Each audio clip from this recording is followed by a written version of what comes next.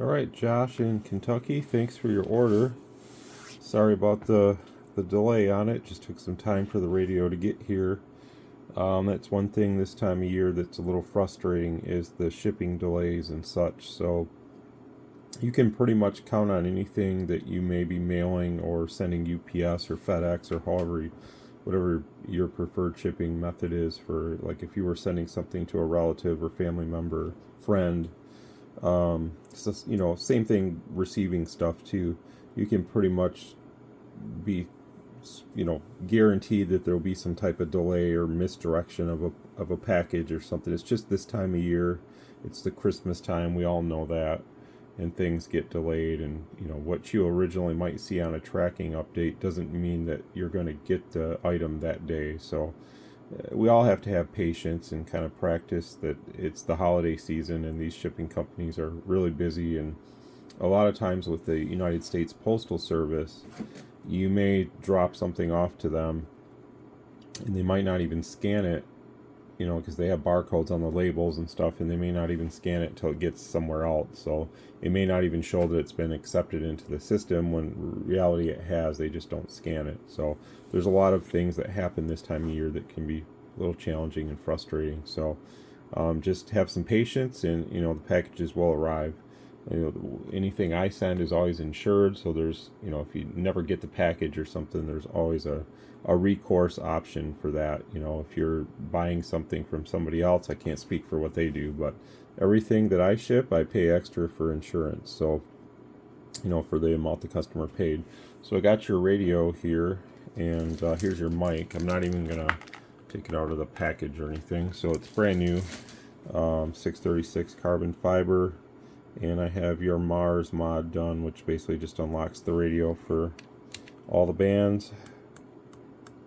Well, there's 12 meter in here too that you can't get from the standard band format, so you have to use the VFO option for that. I'm not going to go through all that again. I've covered that a lot of times on these radios, so just have to go back through YouTube and find another video for one of these, and you can kind of see some of the more advanced things that they'll do with the VFO option and stuff. So there's your Mars right there for you. So that's basically all it is I just use a 0 ohm resistor, which is basically the case for a lot of the other models that are on the market too. It's just bridging a circuit is all we're doing. So I'm going to put the cover on this. I'm going to get it set up for you, and it'll be heading your way today. Okay, so I'm just doing the PC software upload that I do. All that really does is give you a custom Roger beep in number 6, which sounds like the old style HR2510. And then also what it will do for you is give you the UK FM band, which is going to be down in the VFO. I think it's in, you have to use the VFO. I can't remember. You have to watch my other video that I explain that. Where power off, power on should come up orange. It should come up orange. Let's see. Yeah, now your 12 meter band is in band 1, so you don't have to technically use the VFO if you don't want to, I don't think. Let me see. No, you still do actually. So to do the UK FM, I don't remember where I put it. Let's just go through it again and see. Oh, it's here, band 6. So it's already in there.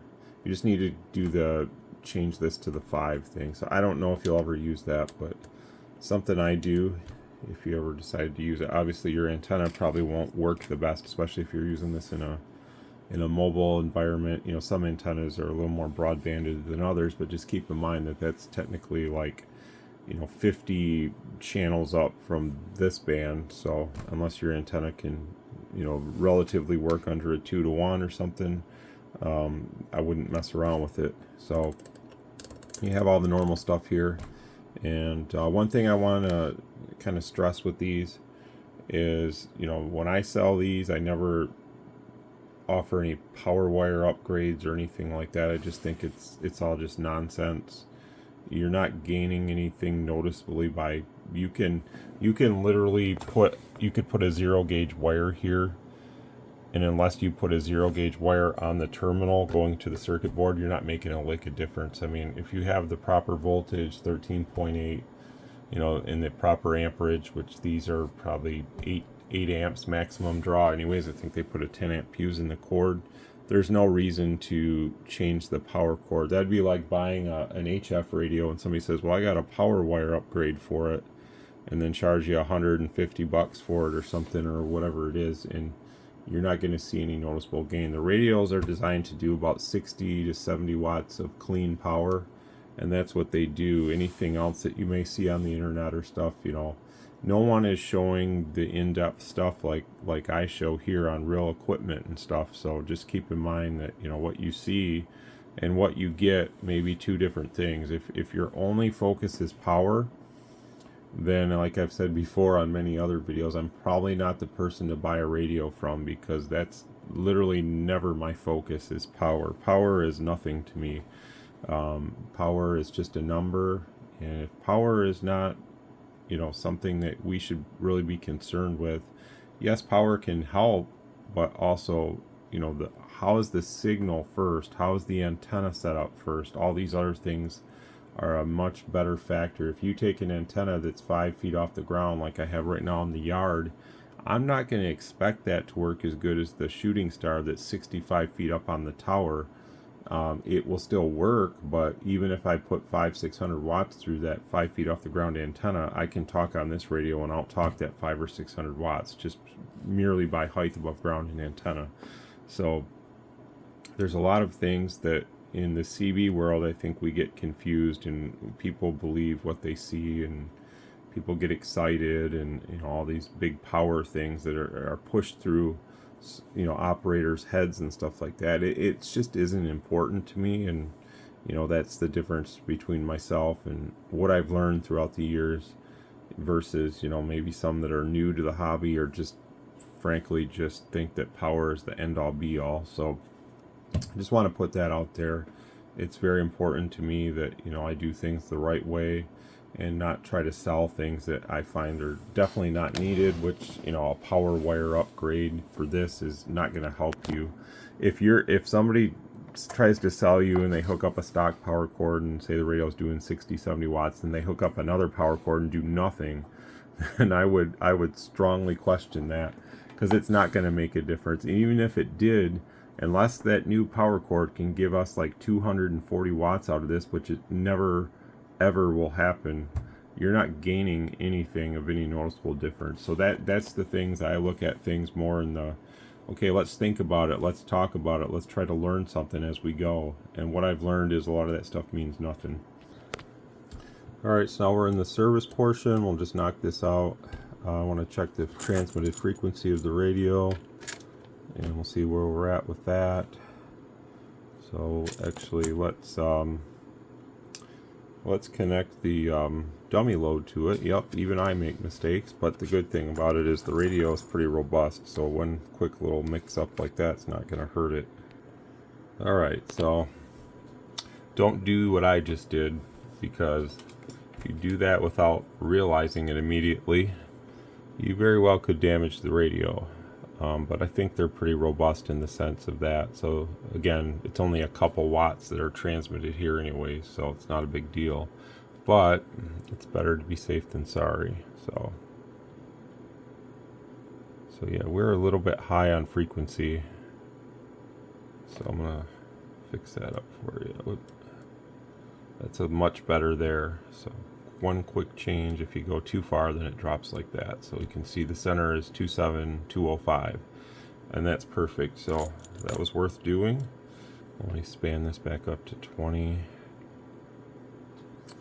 Alright, so now we're going to focus on FM for a few minutes here and get that squared away. So on FM, I like to set these at about 50 watts. And turn this up just a little bit so that we can get a better reference level here. Here we go. So we want about 50. That's good. And then on the low side, about 1. So that's good there. Now we'll do your FM mod. So set this like this. And I'm already set up, I think. So they come out pretty good already from the factory. Not too shabby anyways. About 3.74, so I want to make that 4.1. And there you have it. About there. Now we'll focus on AM for a minute.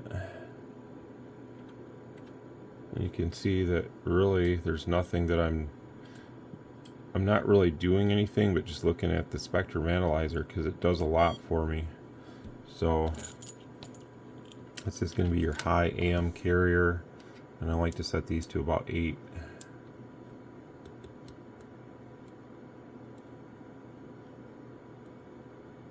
Which is pretty darn close there. And then low power about 1.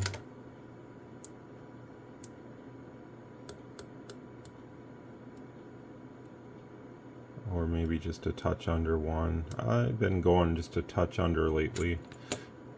And then we'll do the modulation. So we're already set up for that. So let's see what we come up with here on the low power side first. So it's about 67%, which is probably not very ideal for most. I wouldn't want that for myself. And now we're at about 95. Let's see, about 96 is the absolute max that I'll go with that. And then if we look at this, obviously we're kind of attenuated down here, so I can, whoop, I want to leave that about there, but I want to do this. So we can bring that up a little bit more in reference, but you can see with the 1 kHz test tone how nice that looks. And I guess over here, if we want to look at the oscilloscope, let me set my trigger.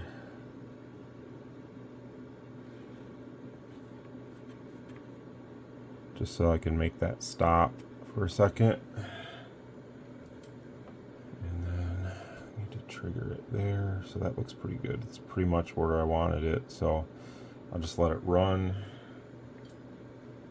And you can see it's quite a bit of modulation there. So just kind of zoom in on it. And I can say stop.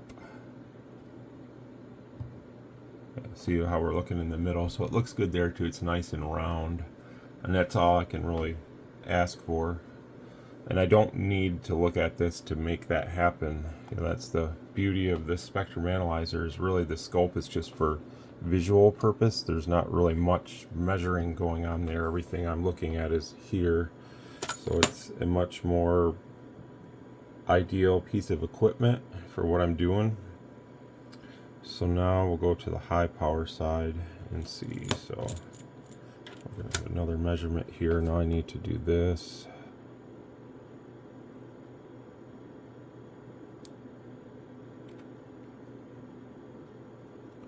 I want to get that pretty much close to the top like that. So that's good.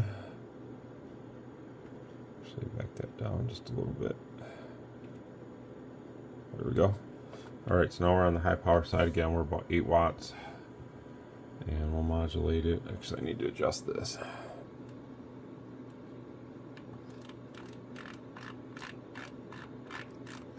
So sometimes it's easier to go like that.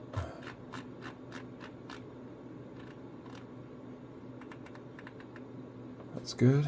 Alright, so we'll see how it's looking without looking at the analyzer. It doesn't look bad.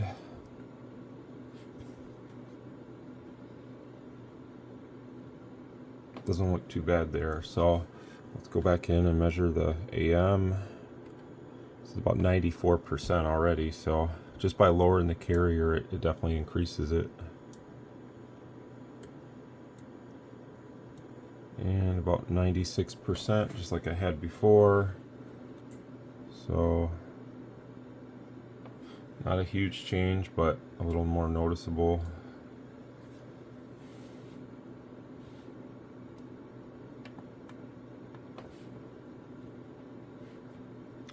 Let's try to get that to focus just a little bit more.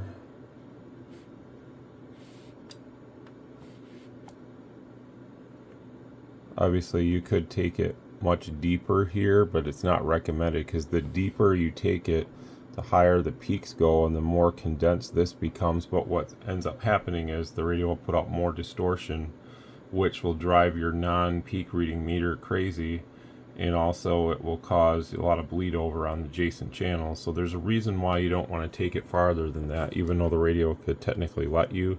It's not good for the radio, the people around you on the radio. It's better to run it like this, where it's properly set up.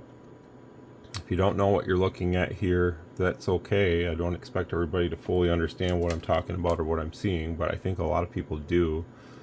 This is the center here, where number 1 is. That's the frequency.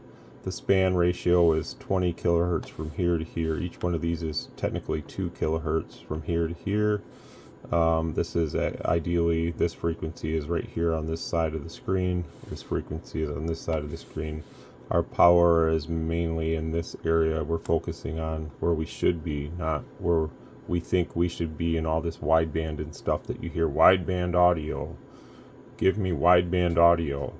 Okay, well, explain that to me in a term that we look at here. Wideband audio means that these extend way out beyond where they should, instead of it being a gradual effect with the constant tone where the power is strong, and as we move away from the desired area, it gets less and less and less. It's like a pyramid effect, down, down, down, down. You know, that's how it should work. So I've seen a lot of weird things from some of the big names that people have sent me radios. Again, I don't ever call anything out or anything like that, because it doesn't matter as far as that goes, but it is what it is. So this stuff is easy. These radios are really easy to make good. You know, a couple adjustments, they're ready to rock and roll. So this is going to be our sideband now. So we want to make sure that when we're checking sideband that we're using the proper two-tone. And also I need to bring that up just a little bit so I can get everything into the reference. There we go. We want to make sure we're using the proper two-tone, and also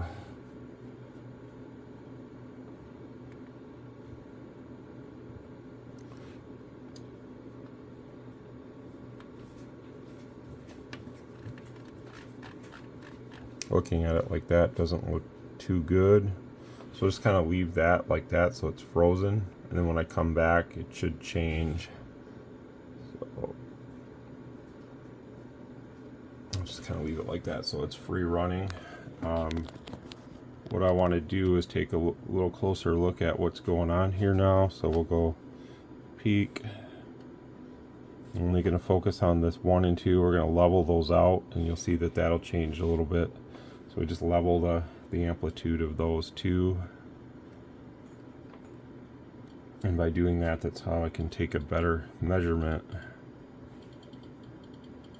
and to see how linear the sideband signal is here, which they're okay. I mean, they're not gonna like blow you away with amazement, but the change that I make will make it a little better for everybody. So there we go. You can see now how it reacts. So now we'll go measure. Third order intercept is about 15. I think I can make it about 17. So it's an improvement. It's about 17. Let me free run the trigger. So you can see now how it's rounded now, whereas before it's flattened off. Hope you can see that number there. We're looking here. So it's rounding off, and you can actually take it a little bit farther.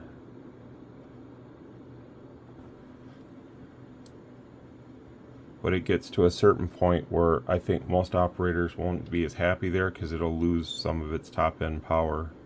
So yes, you can make it very clean, but you also lose some power. So again, MOSFETs are definitely not going to be the best choice for a clean signal on power, but they are what they are. That's what they've given us to use. So, you know, we can only use what they give us, and we can try to make it as best as we can with what they're using. Trust me on what I say, that these MOSFETs are definitely cheap, and that's why manufacturers are using them. They're not using them to benefit us as radio operators. So, you know, in that regard, all your amplifiers, there's how it looks on the factory. All your amplifiers and stuff, you know, they're using MOSFETs. They're basically just cheap. If they used a higher quality transistor or MOSFET, you know, like some of the ones in the HF models and stuff, then yeah, they cost, and that would increase the cost of the radios. So I think some people probably would pay it if they used a better overall design. I know I would, but that's not really where we're at in this day and age. So I think they're just going to continue to use the MOSFETs that they use, and they sound good. These are good performing radios. I'll never say anything bad about them. I own one myself, and I don't use it very often, but it's definitely one that's in my collection, and I won't part ways with it. So we're going to use the Silver Eagle on this, so it's okay to use because the radio is set up in dynamic type right now, so no problem here. So let's see, let's get this situated here. I don't know if I have the gain up enough on the bottom, but we'll see. So take a look here. The radio's a little warm, but it's not very hot. So this is lower sideband, power's up all the way, mic gain's up all the way, and 1 2 3 1 2 3 4 5, check 1 2, check 1 2 3 1 2 3 4 5, check 1 2. So we can see at times we're getting up there to that 60 mark, and that's how the radio should work. Sometimes maybe just a touch over. And I'm just talking into the Silver Eagle here, so you know, I'm kind of close to it because I don't think the gain is up enough. But then again, it's hard sometimes to know with these, because if you turn it up too much, then you get all this other sounds coming in with it. You know, it sucks in all the fan sounds from the radio, or from the room here, from the equipment, and the whole 9 yards. So probably I could do a little bit better if I just tweaked it just a little bit on the bottom. But you are seeing the overall peak ratio of the radio, and that's really all I need to show, that the radio's still doing exactly what it should. Oh, but I want to point this out. So because I've made the adjustment, you're not going to see as high of power number on the screen. Maybe it'll at times kind of go up towards that 60 mark, but this is perfectly normal, and your antenna setup may be different. I highly doubt that, you know, you're going to be going into a perfect 50 ohm load. So, and that's okay. Nobody has to be perfect. Antennas, you know, you go from one channel to the next. No matter what you set your, say you set your antenna for a perfect 50 ohm on whatever channel you use, you go to 20 channels up or low, it's not going to be 50 ohm. So that's just part of how antennas and coax and feed line and all those other factors work and play into the whole setup. So you may see a different number there than what you see here, is all I'm trying to say. So this is AM. So it's showing about 9 watts right now on AM. Maybe 8.5 or something. I think it is picking up a little bit of noise in the background. I'm not really sure. Let the chair squeak, yeah. So anyways, this is the power output of it on AM. Now on AM you will see quite a bit of power show on the display, which is ideally not right either. So you have too much showing on AM and maybe just not enough on sideband. So just be aware of that, that, you know, there's nothing unnormal with the radio. It's just how they work. So, you know, the SWR circuit on these is pretty accurate. So what you see there, you can pretty much count on that to be right. And I have the threshold set to a 3-to-1. When you're in the service mode, obviously it doesn't kick on, and that was something we noticed right away when I made my accident there. So hey, if the radio would have blown up here, I would have had to deal with it, you know. But it's better that you know, that happened here, and we can also see that, you know, the radio's still doing exactly what it should do now without any major issues. So, you know, you're never gonna like talk and see the full like screaming and yelling kind of like it's not going to do like 60 every single word that you say. And you can see that here. You can see that here as I speak, that there's always going to be different amplitudes of your voice. You know, as your voice passes through the radio circuitry, all those other numbers there, that's reference of power. So at certain times they jump up, and then certain times they don't. So that's just the way it is with radio. You know, you can sit here and scream and yell into the mic and go audio and really excite people, but that's not how you talk on the radio. So anyways, I got your radio all done for you, Josh, so I hope you enjoy it. I can quickly put it on the air and see if we can hear anything. I think we will, because I think the locals are up and talking.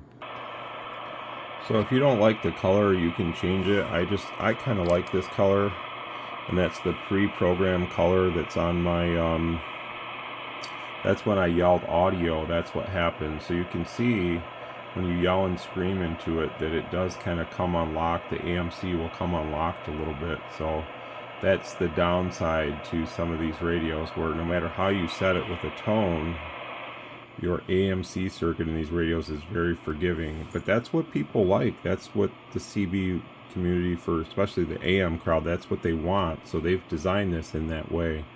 With a proper test tone, it stays very clean, but you know, otherwise it will do that. So you know, that needs to be pointed out also.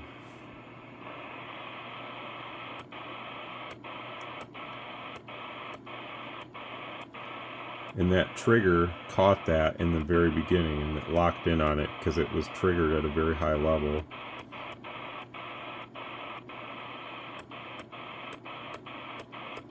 But when you manipulate that circuit and you do things with these radios to make it always do that, that's when it becomes a major problem. There ain't really nobody talking right now, but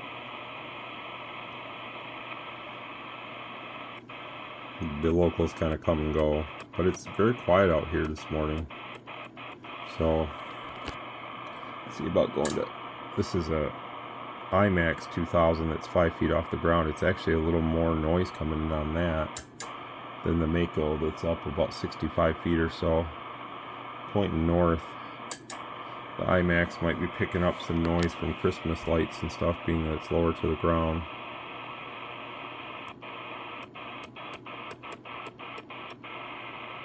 Let's take it up to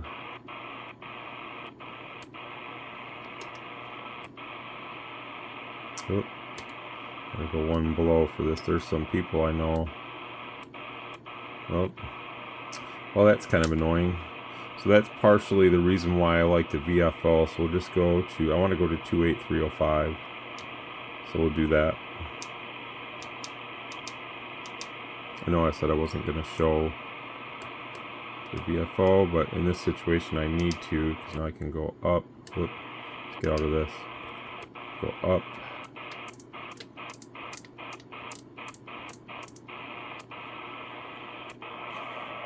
See if anybody's talking out there.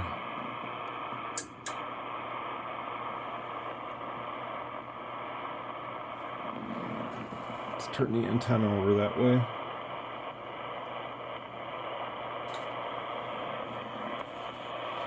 Nobody's out there either, so it's kind of quiet this morning.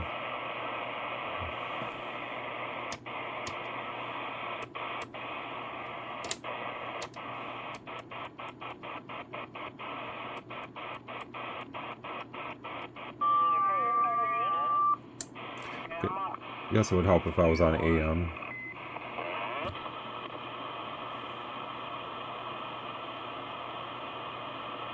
I'll be back in a hot second. I gotta fill up my coffee cup. Here's a QT60 that I set up for Grease Monkey, always sounding good. Here's the IMAX.